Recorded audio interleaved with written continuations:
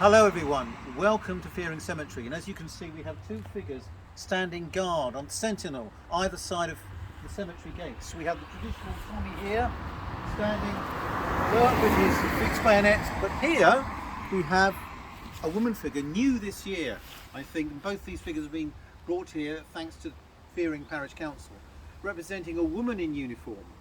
She may be an auxiliary, she may be Wren or RAF of the Second World War. A reminder that the war just didn't involve male combatants, but involved so many other people, many women of course. In the First World War, it was the women's role during the campaign at home that was a key factor in enabling women to get the vote, which they'd been fighting for before the war, immediately afterwards in 1918, serving in munitions factories and, so, taking tickets on buses and all the other things that women did that up to then people thought women couldn't do at all. And those two great wars of the last century were the first examples of what we call total war. And thankfully we've never quite had that since, but the effect on a whole population of conflict was set in stone by those industrial scale wars. And we think of the blanket bombing, carpet bombing, it was also called, a terrible term really, of Coventry here and of London during the Blitz, and then Hamburg and Dresden in Germany, and Tokyo, and then of course Hiroshima and Nagasaki in Japan, as how civilians became accepted targets of conflict. Times have changed and war has changed. But now civilians are at threat more than ever. We can see that through the numbers of refugees escaping from conflicts and from terrorism throughout the world. And so we come to our cross where we remembered. Yesterday was Armistice Day, the 11th of November, and we had an act of remembrance here with Feering Primary School. Sunday will be Remembrance Sunday.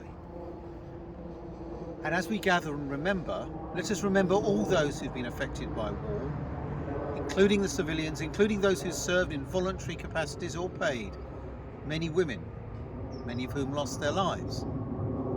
Let us also remember the many children and women and families affected through the loss of loved ones in war.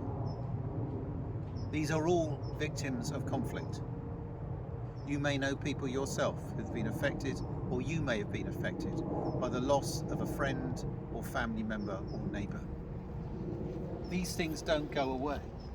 In fact, if you look round the headstones in this cemetery, you will see names that link them to the names of those who died from this village in the 1418 war.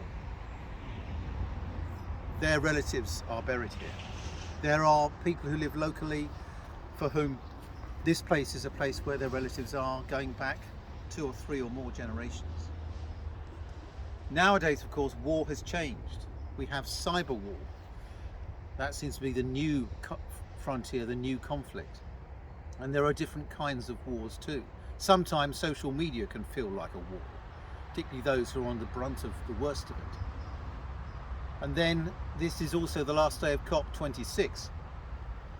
In that sense, we see humanity and conflict with itself, struggling to try and preserve this wonderful world that we live in, this creation we have been given as we believe in the church, rather than letting it be destroyed through our activity.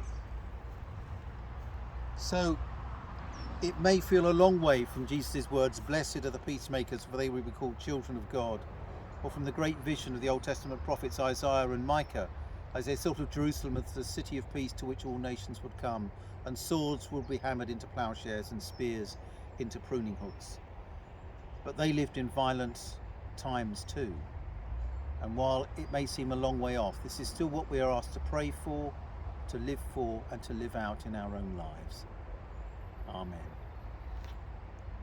How long was that? Sorry.